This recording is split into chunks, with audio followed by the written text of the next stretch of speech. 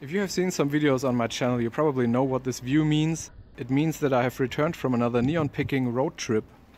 I have again driven across Germany to pick up signs. Different route this time, different cities. I do that about once a year depending on how much I find.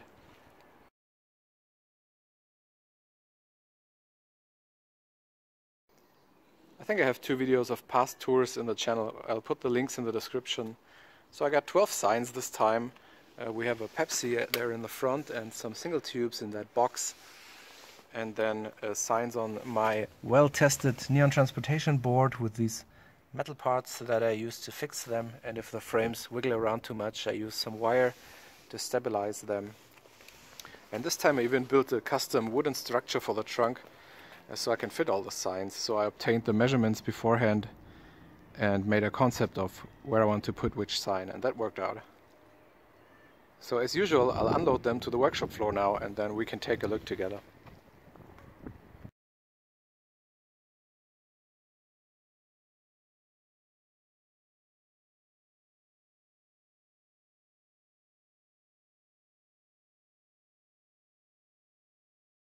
The Budweiser country bow tie is missing a tube that was shaped like a lasso, going around the top right corner through those gaps and then underneath the word country.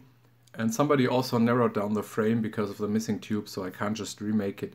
So I'm not sure yet what I'm going to do with this one. The Germans like a beverage that is a cola mixed with orange soda, and it has various names depending on the maker. Mezzomix is the product name from the Coca-Cola company. The sign was made by A&S of Germany and they didn't really make a lot of them, so I had to look for it quite a while. The Pepsi bottle is also a German sign, but there's an American version that looks the same, and this sign can be seen in the movie Demolition Man. Sandra Bullock has it in her 80s themed apartment. The Olympia Light Beer is my new oldest sign. It's from 1968. Until now my oldest sign was the old style Reach for the Best, which was from 72. And the Olympia needs some blockout paint rework, but the tubes look pretty good. Then I got 2 equal double palm tree Budweiser signs with different defects, but they can be combined to at least one working sign, and then I have a few spare parts over.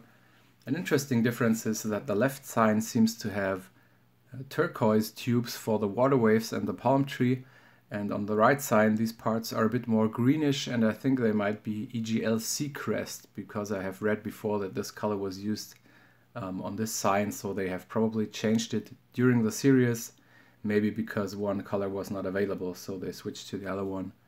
And those dark spots in the palm trees on the right side, they should come up just fine after a few hours of operation. The Bud Dry vertical is actually intended to be oriented like this. The transformer is on the bottom in this view, and it's missing a little tube that said Cerveza on the bottom, but that's not a problem. I don't think I have ever tried Southern Comfort. I'm not even sure what exactly it is. I've seen this sign one single time before in broken condition, and now I found one to buy, so they seem not to be very common. It's made in Ireland from Everbright Europe. 2 9 kV transformers on the back, so 18 kV, lots of tubing on this sign, mounted on a burgundy color plastic board and a metal frame behind that.